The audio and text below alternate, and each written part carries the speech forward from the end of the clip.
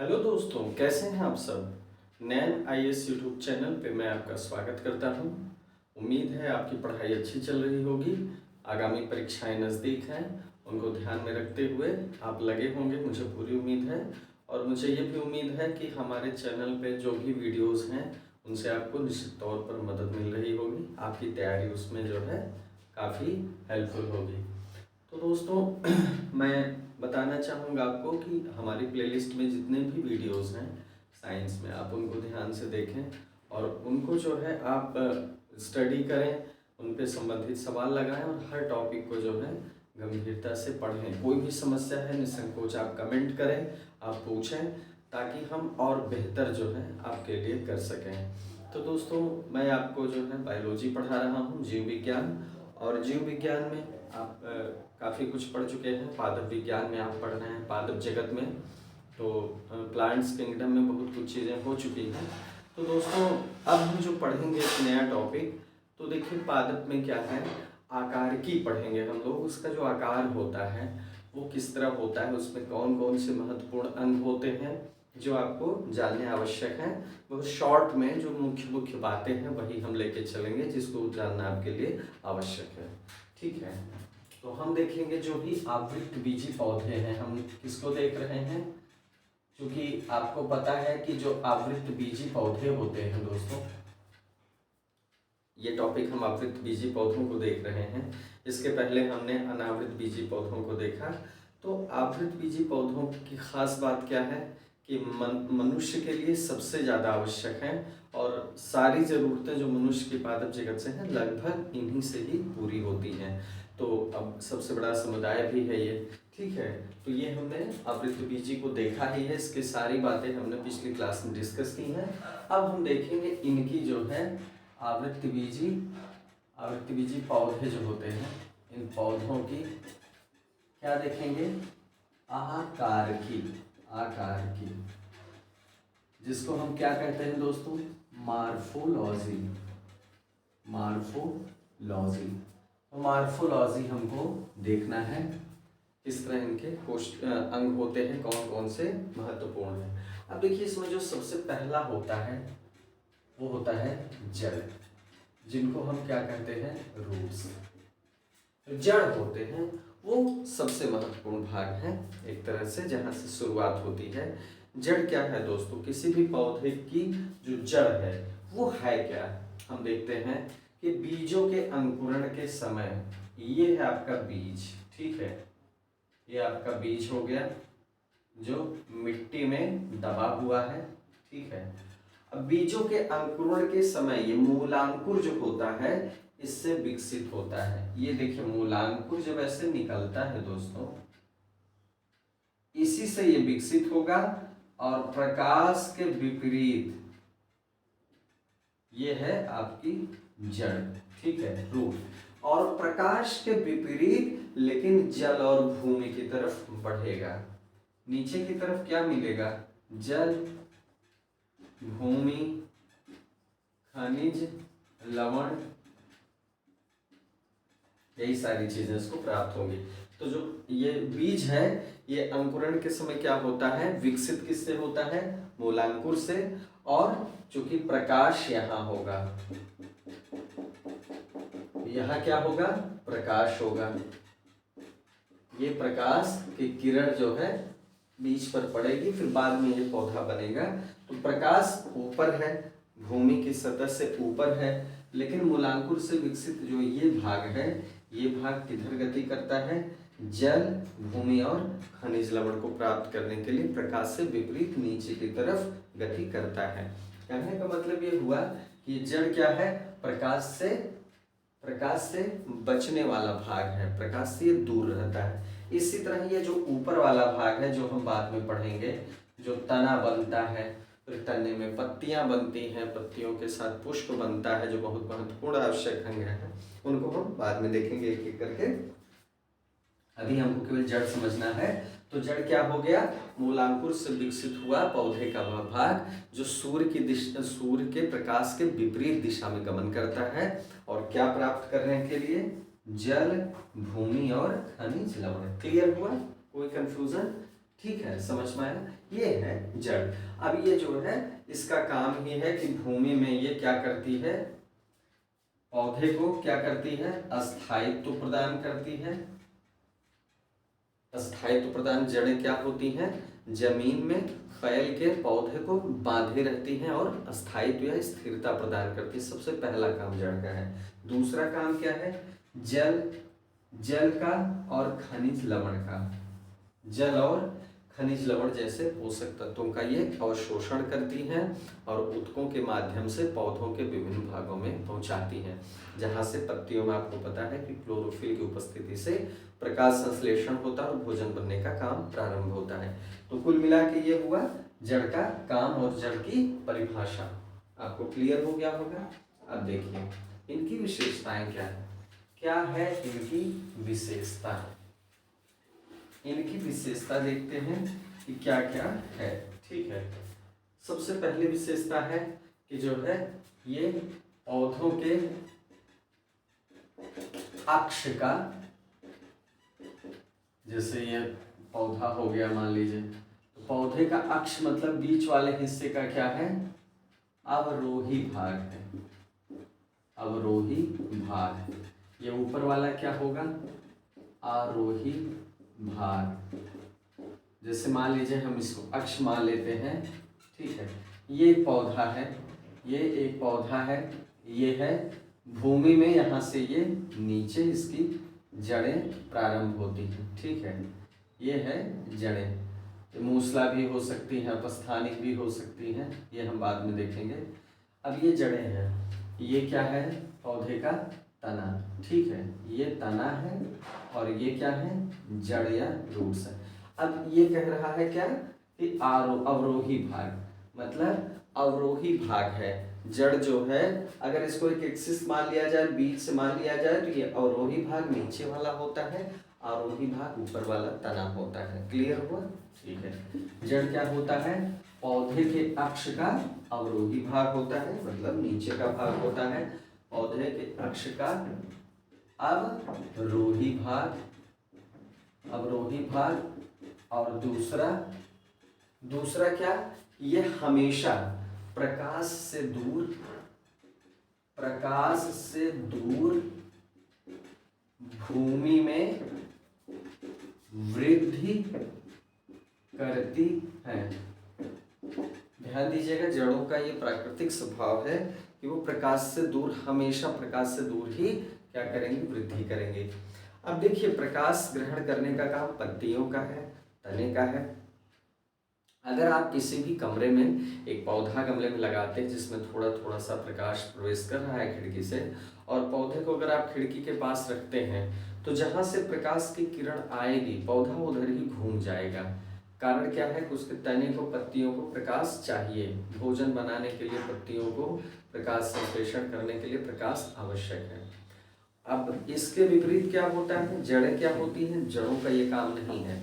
उनका काम है कि जो है भूमि में मिट्टी को जो है ढूंढना, मिट्टी में अपना स्थायित्व बना के रखना, ताकि पौधा जो है अस्थायी रूप से खड़ा रह सके, स्थिर रह सके। दूसरा, जमीन से जो भी पोषक तत्व हैं, चाहे वो जो है कैल्शियम हो, चाहे नाइट्रोजन के और यौगिकों के रूप में नाइट्रोजन का अवशोषण हो, जल हो, इस तरह बहुत सारे खनिज लवणों को वो ग्रहण करने का जल के माध्यम से काम करती हैं। ठीक है, ये जड़ों का अपना काम है। तो ये क्या करती हैं, प्रकाश से हमेशा दूर भूमि में वृद्धि करती है। ठीक है, और ये पौधों का अवरोही भाग है, जैसे कि आपने अभी फिगर में देख लिया। ठीक है, तो ये हो गया इनकी प्रमुख विशेषताएं, जड़ों की प्रमुख विशेषताएं। ठीक है, अब देखिए दोस्तों, इसको समझने के बाद हम देखेंगे जड़ें कितने प्रकार की हो सकती हैं। ठीक है, जड़ों के प्रकार देखेंगे। तो जड़ों के प्रकार हम देखते हैं कितने प्रकार की होती हैं। देखिए दोस्तों, मुख्यतः जो है जड़ें जो होती हैं दो प्रकार की होती हैं। दो प्रकार की होती है। दो प्रकार की कौन सी?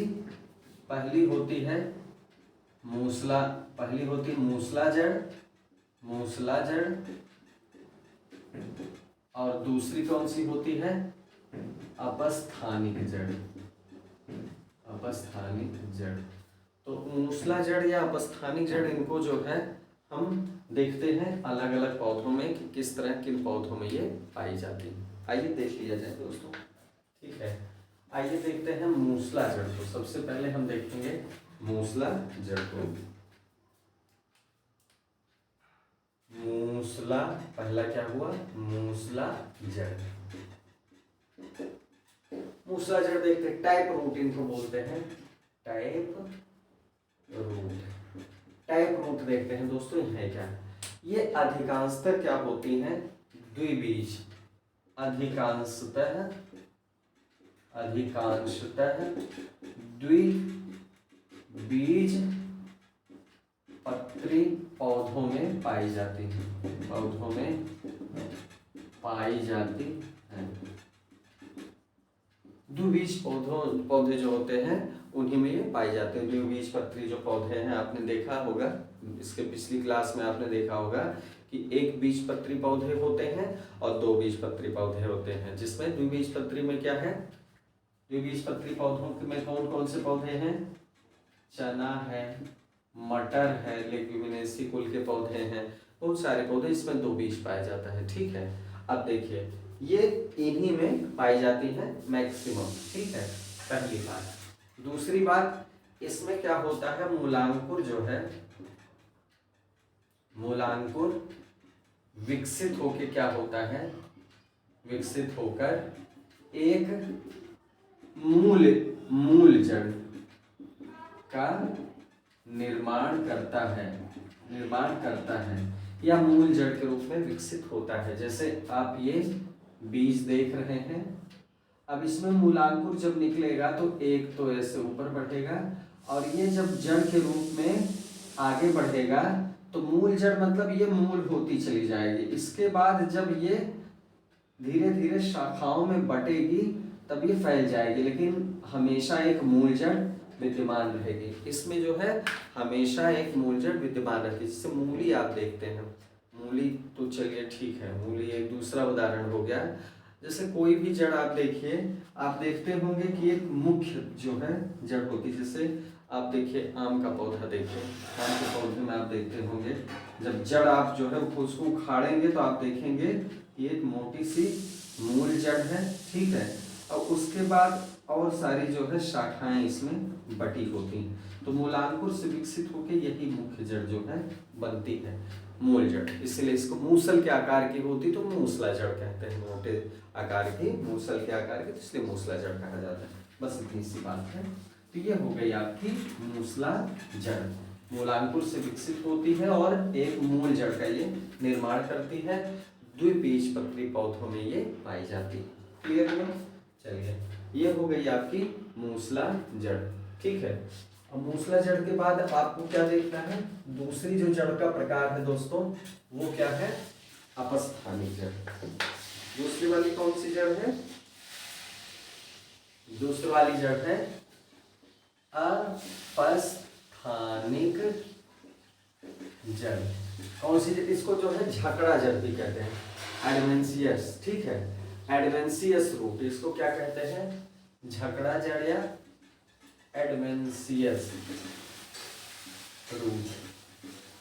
इसको हम झकड़ा जड़ भी कह लेते हैं, झकड़ा जड़। अपस्थानिक जड़ है क्या दोस्तों, अपस्थानिक किसमें पाई जाती है, ये प्रायः जैसे वो जड़ पाई जाती थी द्विबीजपत्री पौधों में, ये जड़ किसमें पाई जाती है, एक बीजपत्री पौधों में, ठीक है। यह जड़ अधिकांशतया किसमें पाई जाती है, एक बीज पत्री पौधों में, ठीक है, एक बीजपत्री पौधों में मूसला जड़ की जड़ बजाय अपस्थानिक जड़ पाई जाती है। मूसला जड़ किसमें पाई जाती है, द्विबीजपत्री पौधों में, ठीक है। क्लियर हुआ, एक पॉइंट ये क्लियर कर लीजिए। अब इसमें देखिए मूलांकुर जो होता है, मूलांकुर, मूल अंकुर मतलब अंकुरण जो निकलता है उसका जो मूल होता है, ये क्या होता है, ये बीज के अंकुरण के पश्चात नष्ट हो जाता है। बीज के जब बीज अंकुरित हो जाएगा तब ये नष्ट हो जाएगा। अंकुरण के पश्चात नष्ट हो जाता है। बीज के अंकुरण के पश्चात ही क्या होता है, नष्ट हो जाता है। दूसरी बात, किस जड़ में, अपस्थानिक जड़ में।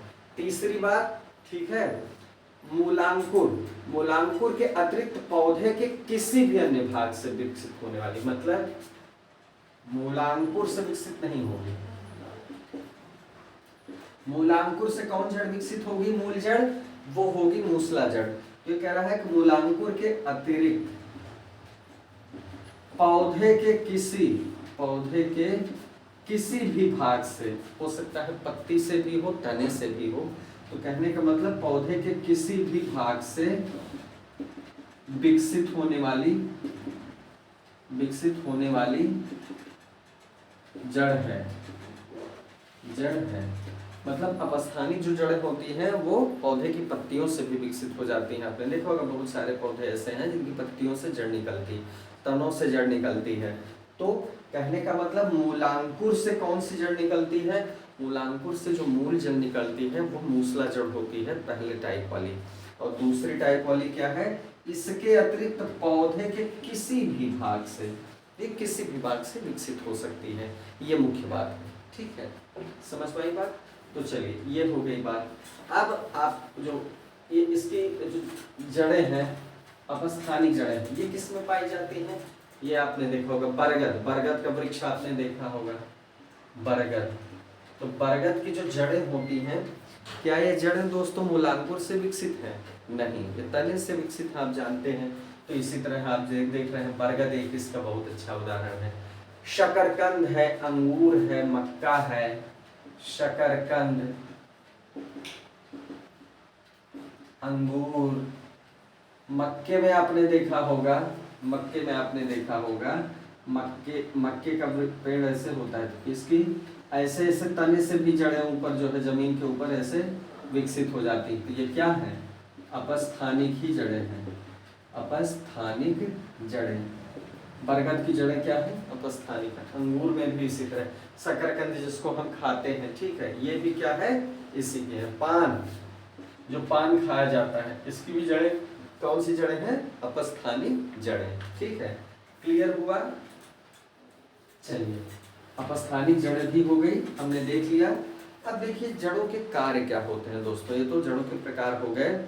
हम देखते हैं वास्तव में जड़ों का क्या महत्व है, किस लिए ये पौधे में प्राप्त होती हैं, किस लिए पौधों में ये पाई जाती हैं। आइए देखा जाए इनका मुख्य कार्य, जड़ के कार्य। हम देखेंगे कि इनका प्रमुख कार्य क्या है, ठीक है। सबसे पहला मैंने आपको बताया है कि जो सबसे पहला इनका कार्य होता है, ये होता है पौधों को भूमि में स्थिरता प्रदान करना। भूमि में स्थिरता प्रदान करना, वो कैसे, देखिए ये पृथ्वी है, ठीक है, ये धरती का तल है। अब चलिए ये तना है, तना काफी विकसित हो गया, ठीक है, बहुत ऊंचाई पर भी बढ़ गया। अब मान लीजिए ये पत्तियां हैं, ठीक है, बहुत सारा विशाल ये वृक्ष हो गया। अब इतने बड़े विशाल वृक्ष को स्थायी धरती के तल पे, पृथ्वी के तल पे स्थायी खड़े रहने के लिए, वो भी तब जब हमेशा पानी का बहाव, इसके तल से पानी का बहाव जो है लगातार चल रहा है, आंधी तूफान टाइफून सब चीज़ हमेशा आ रहा है, ठीक है, जब भी पानी बरसता है तूफान आते हैं, कहीं कहीं तो जो है बराबर तूफान आते रहते हैं। बहुत सारे क्षेत्र ऐसे हैं इस विश्व में, बहुत सारे ऐसे क्षेत्र हैं जहां हमेशा भूकंप आता रहता है, ठीक है। तो सोचिए कितना इनको झेलना पड़ता होगा, इस वृक्ष को, इस पौधों को कितना झेलना पड़ता होगा। अब धरती के ऊपर का जिनका भाग है, सारे जो है झंझावातों से या चुनौतियों से लड़ता रहता है। अब देखिए जड़ का मतलब ये समझ लीजिए, चाहे वो झकड़ा जड़ हो, अपस्थानिक जड़ हो, मूसला जड़ हो, कोई जड़ हो, मैटर नहीं करता। अगर मान लीजिए ये जमीन के अंदर ग्रिप बना के पूरे पौधे को स्थायी रखे हैं, तो पौधा क्या होगा, सारे झंझावातों से सुरक्षित रहेगा। मतलब भूमि को सीधा स्थिर बना के खड़ा रहने में ये भूमि में जो है फैली हुई जड़ें काफी मदद करती है। इसलिए मनुष्य के विकास के बारे में भी कहा जाता है कि वो मनुष्य अच्छे से विकास करता है जिसकी जड़ें जो होती हैं वो मजबूत होती हैं। तो जड़ें मजबूत हैं तभी ऊपर के जो है भाग का, आरोही जो है भाग का विकास अच्छे से होगा। तो सबसे पहला काम तो इनका है भूमि में स्थिरता प्रदान करना। दूसरा काम है, दूसरा महत्वपूर्ण काम है कि जो अवशोषित जल और खनिज लवण है उनको क्या होता है, ऊपर लेके जाना। मैंने बताया था आपको ये काम कौन करता है,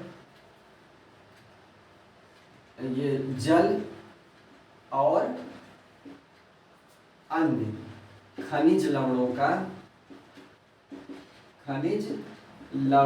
का अवशोषण करके पत्तियों तथा तनों तक पहुंचाना।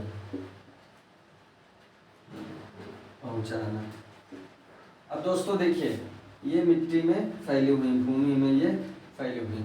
अब आपको पता है कि मृदा के अंदर जो है बहुत सारे खनिज तत्व पाए जाते हैं जो पौधों की वृद्धि के लिए आवश्यक होते हैं, या जिनकी कमी होती है वो कहीं और से प्राप्त कर लिए जाते हैं। तो चलिए, जैसे नाइट्रोजन की कमी होगी तो कैसे प्राप्त होगी, अभी बता रहे हैं। अब देखिए ये जड़ें हैं, अब मिट्टी में ये फैली हुई हैं। अब मृदा में मान लीजिए यहाँ कोई पोषक तत्व है, ठीक है, और जल है, H2O है, ठीक है, जल और पोषक तत्व है। तो इन जड़ों की जो है महीन नसें होती हैं और आवागमन परासरण के माध्यम से आवागमन होता है। ये जो है पोषक तत्व जल के माध्यम से घुलित अवस्था में, ठीक है, इनकी नसों में प्रवेश कर जाते हैं। और ये जो है एक ऊतक जिम्मेदार होता है इसके लिए, उसका नाम होता है जाइलम ऊतक। जाइलम ऊतक का काम ही यही है दोस्तों कि जल और अन्य खनिज लवणों का अवशोषण करके यहाँ इसको ऊपर, अब देखिए ये केशिकत्व एक घटना है, फिजिक्स में आपने पढ़ा होगा, हमने फिजिक्स की क्लास में पढ़ाया है, केशिकत्व एक घटना है, कैपिलरिटीज। इसका मतलब क्या है, पराशरण के माध्यम से क्या होता है, केशिकत्व की वजह से ही क्या होता है, पहली चीज तो यहाँ पराशरण हो जाता है, फिर ये केशिकत्व के माध्यम से जाइलम ऊतक इनको ऊपर ले जाता है, ठीक है। जैसे मोमबत्ती में जो है तेल चढ़ता है, ठीक है, और मोम चढ़ती है धागे में, ऊपर धागा चलता रहता है, मोम ऊपर चढ़ती है। या दिया बत्ती में जो है मिट्टी का तेल या कोई जो तेल जो जलने के लिए इस्तेमाल होता है वो बत्ती में ऊपर चढ़ता है। तो वो आपने देखा होगा, महत्वपूर्ण टॉपिक है। यहाँ क्या होता है, ये ऊपर चढ़ता जाता है और इसकी जरूरत कहाँ कहाँ पड़ती है, तने में पड़ती है और पत्तियों में पड़ती है। पत्तियों में पड़ती है तो पत्तियों तक जो है जल और खनिज लवण जब पहुंचेगा तो वहां क्लोरोफिल पहले से ही होगा पत्तियों में, और प्रकाश की उपस्थिति में वहां फोटोसिंथेसिस या प्रकाश संश्लेषण की प्रक्रिया पूरी हो जाए, फिर वो भोजन बना देंगे, भोजन बन जाएगा, फिर फ्लोएम ऊतक के माध्यम से पौधों के विशिष्ट भागों में वो संचित हो जाएगा। क्लियर हुआ? तो कहने का मतलब कच्चा माल उपलब्ध कराने के लिए, कच्चा माल उपलब्ध कराने के लिए दोस्तों किसकी आवश्यकता पड़ती है, जड़ों की। यही ट्रांसपोर्टेशन का काम करते हैं जाइलम ऊतकों द्वारा, ठीक है। नाइट्रोजन की पूर्ति कैसे होती है, लेग्यूमिनेसी कुल के पौधों की, तो जड़ों में ही जीवाणु विद्यमान रहते हैं। जड़ों में, यहाँ जैसे जड़ें हैं तो जड़ों में गांठें पाई जाती हैं, ऐसे गांठें होती हैं, इन्हीं गांठों में निवास करते हैं कुछ जीवाणु, जैसे राइजोबियम। ये क्या करते हैं, जड़ें इनको आश्रय देती हैं अपने काम के लिए, इनको जड़ें आश्रय देती हैं और ये जड़ों को क्या देते हैं, नाइट्रोजन को। चूंकि पौधे सीधे रूप में ग्रहण नहीं कर सकते, भले नाइट्रोजन की मात्रा 78% है वायुमंडल में, लेकिन इसको सीधे ग्रहण नहीं कर सकते। तो ये जो कवक होते हैं या जीवाणु होते हैं, इनका काम यही है कि नाइट्रोजन को नाइट्रेट या नाइट्राइट या ऐसे यौगिकों में बदल देते हैं जिनको पौधे आसानी से ग्रहण कर लेते हैं। फिर ये क्या होते हैं, नाइट्रोजन का यौगिक के रूप में ऊपर जल के माध्यम से पहुंच जाते हैं, जिससे पौधे अपना प्रोटीन बनाते हैं। क्या बनाते हैं, प्रोटीन वाला भाग। क्लियर हुआ दोस्तों? तो जड़ें क्या करती हैं, इस तरह जो है सारे तत्वों का अवशोषण करके ऊपर पत्तियों और तने तक उसको पहुंचाती हैं। ये बहुत महत्वपूर्ण काम है। दो काम इनके बहुत महत्वपूर्ण है, स्थिरता प्रदान करना और ये चीजें अवशोषित करके, खनिज लवण और जल अवशोषित करके पत्तियों और तनों तक पहुंचाना। क्लियर हुआ? कोई कंफ्यूजन? चलिए अब देखिए, अब ये चीज पूरी हो गई। जड़ का टॉपिक आपका कंप्लीट हो गया दोस्तों। जड़ में इतना ही आपके लिए महत्वपूर्ण है, बस इससे ज़्यादा जानना महत्वपूर्ण नहीं है तो बहुत सारी चीज़ें, लेकिन हमको पढ़ना उतना ही है जितना परीक्षा की दृष्टि से महत्वपूर्ण है। ठीक है, साइंस में जो चीज़ें महत्वपूर्ण है, एग्जाम में बार बार पूछी गई हैं, उन्हीं को तो फोकस करना है। इसलिए आगे चीज़ें चलते हैं, देखते हैं। आकारिकी में, मार्फोलॉजी में, आवृतबीज पौधों की मार्फोलॉजी में दूसरा जो चीज़ देखना है हमको, वो देखना है तना, जिसको हम क्या कहते हैं? स्टेम। तने को क्या कहते हैं? स्टेम। ये भी महत्वपूर्ण भाग है। पौधे का जो है ये आरोही भाग है, मतलब जमीन से ऊपर वाला भाग। पौधे के अक्ष का कौन सा भाग है? आरोही भाग है। आइए इसको देखते हैं, ये है क्या? ये वह भाग है। ये कौन सा भाग है? देखिए, पौधों का वह भाग जो प्रकाश की दिशा में वृद्धि करता है।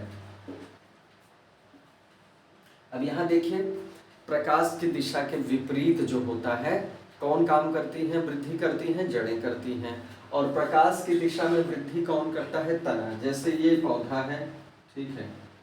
अब मान लीजिए सूरज की रोशनी यहाँ आ रही है, हल्की हल्की पड़ रही है और पौधे को कम रोशनी मिल रही है। तो ये चीज जान लीजिए, अगर पौधा इससे विकसित हो रहा है तो इसकी दिशा जो है हल्की हल्की इधर ही होगी, जहां से वो जो है सूर्य के प्रकाश को ग्रहण कर सके, सूर्य के प्रकाश को जो है वो ग्रहण कर सके।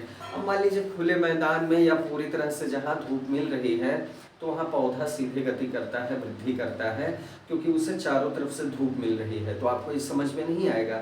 लेकिन अगर एक ऐसे कमरे में जहाँ अंधेरा हो, हल्की सी रोशनी कहीं खिड़की से या किसी जो है छेद से आ रही हो, तब पौधे अगर आप वहाँ रखेंगे गमले में, तो ध्यान से देखिएगा, पौधा जैसे जैसे वृद्धि करेगा, उसका तना जैसे जैसे वृद्धि करेगा, उसका जो झुकाव होगा उसी दिशा में वो झुकता चला जाएगा, जिस दिशा से, जिस छेद से, जिस खिड़की से प्रकाश की किरण आएगी।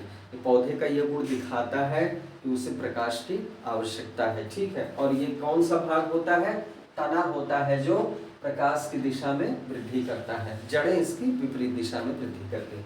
क्लियर हो गया होगा आपको? चलिए, इसमें कोई कंफ्यूजन नहीं होगा। अब इसके अग्र सिरे में, ठीक है, तना जो होता है, इसके अग्र सिरे में क्या होता है? कलिकाएं पाई जाती हैं। दूसरा जो पॉइंट है आपका, पहला पॉइंट हो गया प्रकाश की दिशा में वृद्धि करता है, परिभाषा हो गई। अब ये क्या है? ये क्या है? अग्र भाग में इसके क्या होता है? कलिकाएं पाई जाती हैं। क्या पाई जाती हैं? कलिकाएं पाई जाती हैं, जिससे तना क्या होता है? वृद्धि करता है, जिससे तना वृद्धि करता है। जैसे ऐसे तना है, आप देखे होंगे, तना है तो ऐसे ऊपर क्या होगा? कलिकाएं पाई जाएंगी, जैसे फुनगी जिसको कहते हैं। आप उसको जो है अगर तोड़ देंगे तो उसकी वृद्धि रुक जाएगी। मतलब ये जो टॉप का हिस्सा होता है तने का ऐसे टॉप का हिस्सा तो बहुत कोमल और मुलायम होता है, ये क्या होता है? इसका अग्र भाग। और ये वृद्धि करता चला जाता है, वृद्धि करता चला जाता है। वृद्धि हालांकि इसी भाग से नहीं होती, वृद्धि संपूर्ण भाग में होती है, लेकिन यही जो है हिस्सा वृद्धि करते हुए तने का आकार जो है बढ़ाता चला जाता है। ठीक है, तो इसके अग्रभाग में कलिकाएं पाई जाती हैं। ठीक है, ये बात हो गई तने से संबंधित। अब देखिए तने में क्या होता है? तना आप देखते हैं तो इसमें महत्वपूर्ण भाग एक चीज और है। ठीक है, जैसे ये आप एक आकार देखते हैं, ये किस चीज का आकार है? कौन सा है ये है पत्ती। और ये क्या है? ये है शाखाएं। मतलब तने पे जो है पत्ती और शाखाएं लगती हैं, ये तने का महत्वपूर्ण भाग होती हैं। पत्ती और शाखाएं कहाँ लगती हैं? जड़ों में नहीं लगेंगी, ये हमेशा तनों में ही लगेंगी। ठीक है, क्लियर हुआ? चलिए अब ये बात आपको समझ में आ गई। अब तने के देखिए प्रकार, तने के प्रकार कितने होते हैं ये भी जान लेते हैं थोड़ा सा दोस्तों। तने के प्रकार हम देखेंगे, तने के प्रकार, तने के प्रकार देख लेते हैं कौन कौन से महत्वपूर्ण तने हैं। पहला होता है दोस्तों, पहला होता है भूमिगत तना। भूमिगत तना, ठीक है, भूमिगत तना मतलब जो अंडरग्राउंड होता है, अंडरग्राउंड स्टेम। भूमिगत तने में कौन सा तना आता है, देखिए ये क्या होते हैं, इनकी विशेषता क्या होती है भूमिगत तनों की, है क्या, मांसल होंगे, मोटे होंगे। और ऐसा क्यों होता है, ऐसा क्यों होता है, प्रतिकूल, ध्यान दीजिएगा प्रकृति ने एक अलग व्यवस्था दी है, प्रतिकूल परिस्थितियों में भोजन की आवश्यकता की पूर्ति, आवश्यकता की पूर्ति। दोस्तों भोजन केवल आपके लिए ही महत्वपूर्ण नहीं है या और सारे जंतुओं के लिए महत्वपूर्ण नहीं है, भोजन पौधों के विकास के लिए भी महत्वपूर्ण है। पौधे प्रकाश संश्लेषण से अपना भोजन खुद बनाते हैं और इस भोजन का वो अपनी जैविक प्रक्रियाओं को पूरा करने के लिए इस्तेमाल करते हैं। इसमें पुष्पन होता है, परागण होता है, निषेचन होता है, भ्रूण का विकास होता है, फल बनते हैं और भी बहुत सारी प्रक्रियाएं हैं जिनके लिए पौधों को भोजन की आवश्यकता पड़ती है, ऊर्जा की आवश्यकता पड़ती है।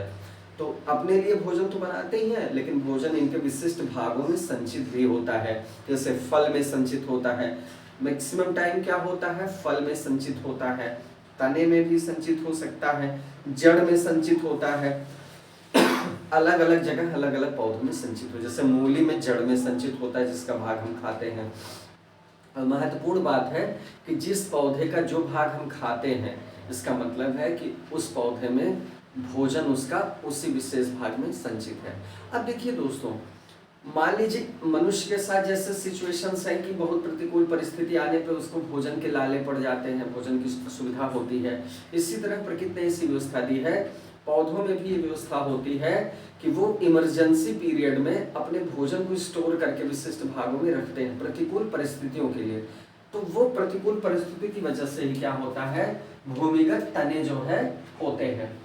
मतलब एक तो समझिए कि सुरक्षा की दृष्टि से वो छुपा के रखते हैं, ऐसे समझिए पौधे का ऊपर का भाग है। अगर आपको नहीं पता है, मान लीजिए आलू के बारे में आप बिल्कुल नहीं जानते, आपको पता है कि आलू एक सामान्य सा पौधा है, तो आप एक पौधा देखते हैं, ऊपर उसके पुष्प है या फिर फल है, फल नहीं है तो आप सोचते हैं बेकार है। आलू की अगर आपको ये विशेषता नहीं पता है कि वो जो है भूमिगत तने का एक प्रकार है, तो आपको नहीं पता है कि जब हम उसकी खुदाई करेंगे तो असली में जो आलू में भोज्य पदार्थ है वो हमें जमीन के अंदर प्राप्त होंगे। तो सोचिए अगर आपको नहीं पता है तो जान के आश्चर्य होगा। तो कहने का मतलब ये जो सुरक्षित व्यवस्था है बचा के रखने की भूमिगत तने के रूप में, तो ये क्या है, प्रतिकूल परिस्थितियों के लिए ही बनाई गई है कि एक तो ये मांसल होते हैं, मोटे होते हैं, मतलब इनका साइज मांसल और मोटा होता है क्योंकि भोजन उसमें संचित होता है और जमीन के अंदर पाए जाने का एक कारण ये भी होता है, वो सुरक्षित होता है। अब अलग बात है कि पता है तो उखाड़ के लोग खा ही जाते हैं, लेकिन एक सुरक्षा भी इसका एक कारण है। और क्या होते हैं, ये मांसल होते हैं, मोटे होते हैं, और इसका रीजन क्या है, ये प्रतिकूल परिस्थितियों में भोजन की आवश्यकता के लिए इनका ऐसा रूपांतरण होता है। तो ये हो गया भूमिगत तना, ठीक है। अब भूमिगत तने में देखिए जैसे हल्दी है, अदरक है, केला है, आलू है, प्याज है। अब देखिए केला, आलू, प्याज, ये सब क्या है, ये सब क्या है दोस्तों, भूमिगत तने के प्रकार है। क्लियर हुआ? चलिए अब देखिए भूमिगत तनों में क्या होता है, किस तरह इनका रूपांतरण होता है। इनका रूपांतरण हुआ है अलग अलग तरीके से, आइए देख लेते हैं किस तरीके से। एक तो ये प्रश्न पूछा जाता है, इसको हमें ध्यान से देखना है, ये मिलान के लिए पूछा जाता है। अब आगे जो चीजें आप देखेंगे, जिससे पहला क्या होता है दोस्तों, पहला हम देखते हैं, पहला क्या देखेंगे हम, पहला हम देखेंगे प्रकंद। सबसे पहला जो भूमिगत तने का रूपांतरण, रूपांतरण हम देखेंगे तो वो किस रूप में देखेंगे? हम देखेंगे प्रकंद के रूप में। प्रकंद, अब प्रकंद क्या है? प्रकंद है जो मोटा मोटा और फैला हुआ होता है। मोटा और फैला हुआ होता है, वो क्या होता है? प्रकंद।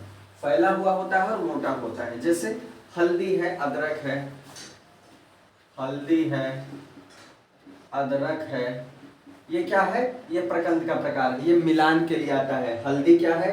प्रकंद है कि स्कंद कंद है, स्तंभ कंद है, तो हल्दी क्या है? प्रकंद है। अदरक क्या है? प्रकंद है। क्लियर हुआ? अब देखिए आलू का मैंने उदाहरण दिया था आपको। आलू क्या है? आलू क्या है दोस्तों?